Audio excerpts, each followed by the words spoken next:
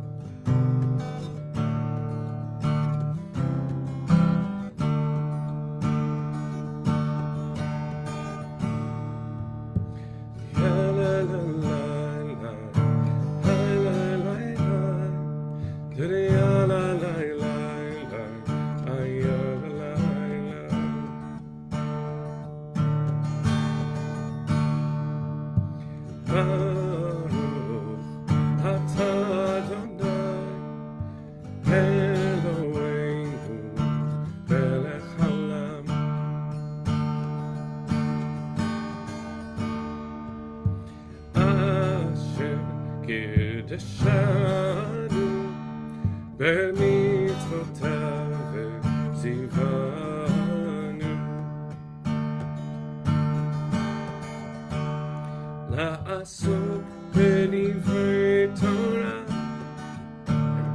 לעסוק בדברי תורה, הפוך בה והפוך בה, לעסוק בדברי תורה. תדיה לי לי לי לי,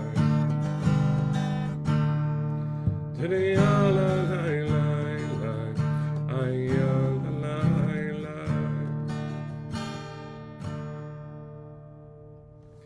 All right, good morning, everyone. So I hope you and yours are safe and well. It has been an incredible experience to be part of this community for the 3.5 years that we have been generating it so far. But never have I had the experience of my phone suddenly showing me an alert with me, with us. It just happened while I was strumming, and I got a little bit distracted. So I apologize, but it's a little bit funny to see us happening while we're happening. Anyway, okay. Enough of the meta thinking. Now it's time just to share some Torah. So Sukkot is coming. It begins Friday night. And I wanted to reflect for a moment on a strange way that we invoke Sukkot during our everyday tefillot, our everyday prayers. We say at night, Ufros Aleinu Sukkot Shlomecha. It's part of a larger prayer called the Hashkivenu, lay us down in peace. And Ufros Aleinu Sukkot Shlomecha takes from Psalm 27 that we talked about yesterday, and it says, God, spread over us a sukkah of peace. And it's beautiful.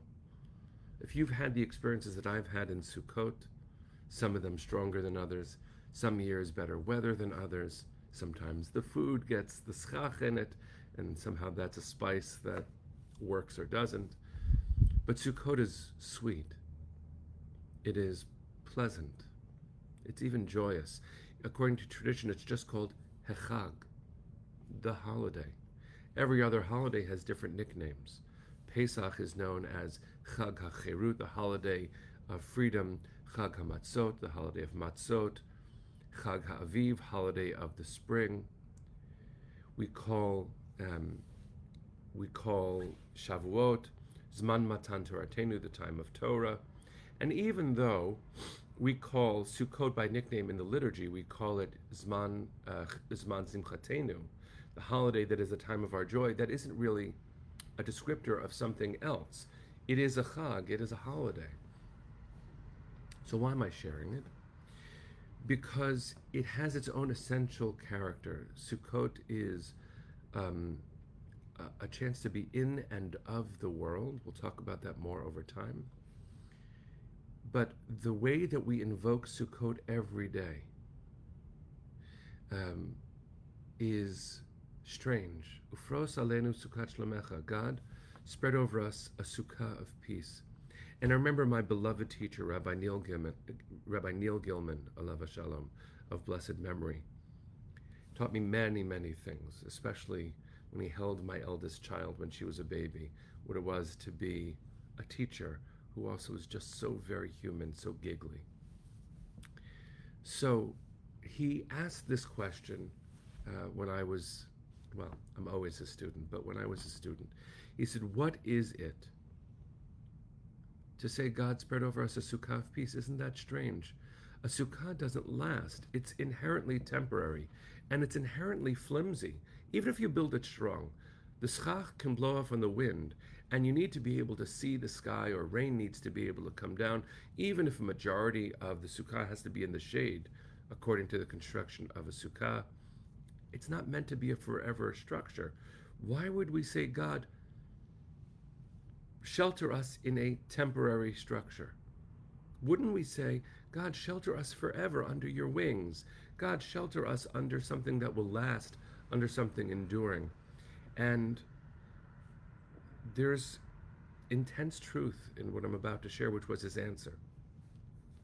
And I'm thinking about it because dear friends just lost their father.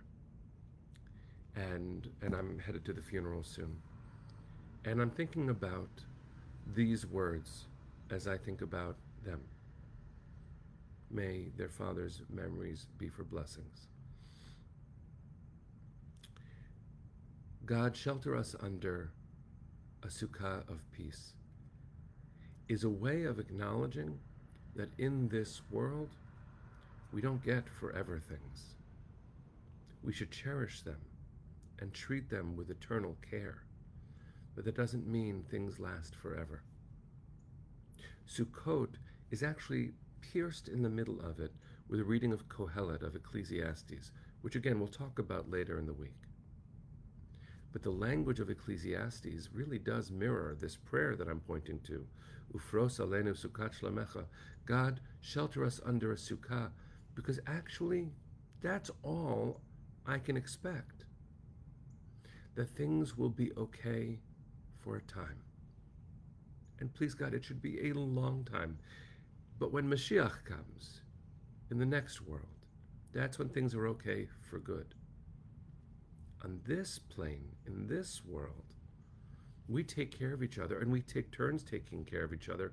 And isn't that simply an honest way of saying sometimes things are hard? If the prayer said, God, protect me forever, I don't think I would be saying, I don't think we should understand that as, God, remove me from this world where things aren't permanently okay. That's not a prayer we should say. We care about being alive. We care about this world. The impermanence makes me care more. So when I say, Ufros alenu sukkot shlemecha, God, place over me a sukkah of peace, what I'm saying is, God, take care of me here. And what I think we're saying to each other as a community, as friends, is, friends, take care of each other now, here. I'm going to this funeral, of course, to pay honor to the person who died, but also to take care of the people who are alive. Those are the two mitzvot we do at funerals. We accompany our beloveds to rest when they die. But we take care of the survivors because being here matters. Being here now matters. And we know, we must know, in this world, things don't last forever. Sukkot is a reminder of the gorgeous fragility of life. It is fragile. It is gorgeous. And taking care of each other is the way that we support each other when those hard moments come, because they do. Unfortunately, they will. I have a tradition I taught my children this past Yom Kippur and Rosh Hashanah. You know, it's a tradition to wear a kittel, this white robe.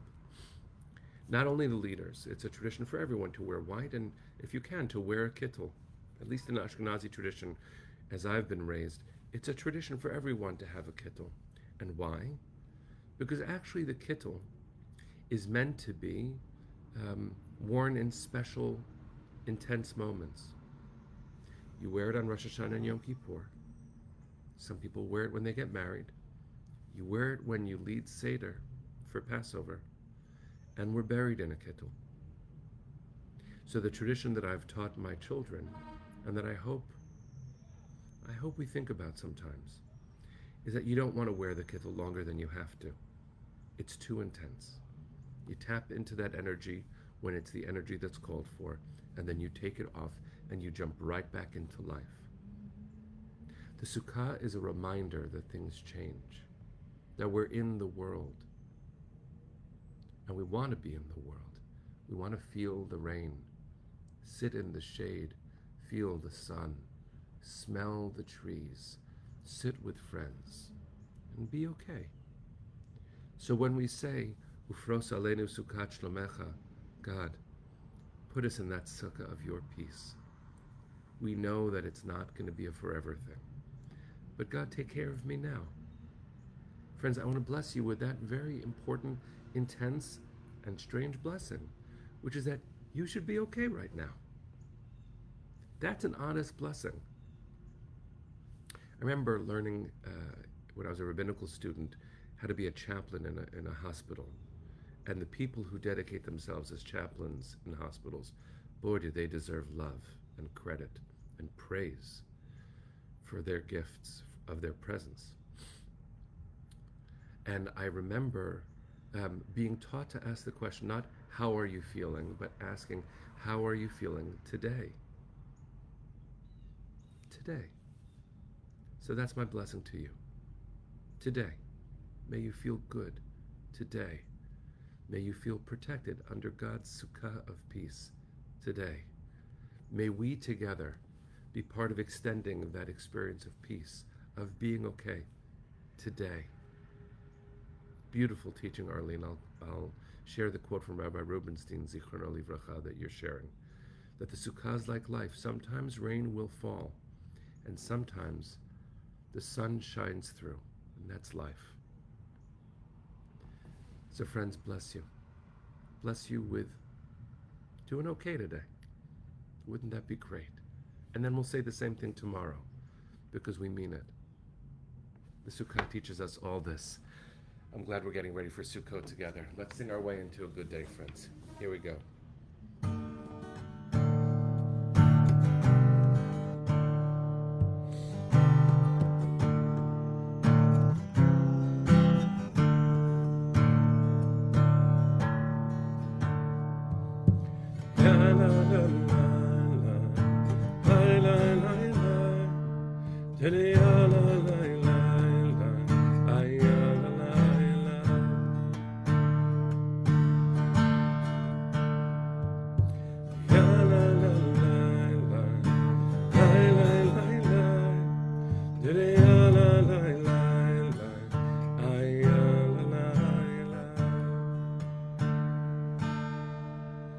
Bless you, friends. See you tomorrow.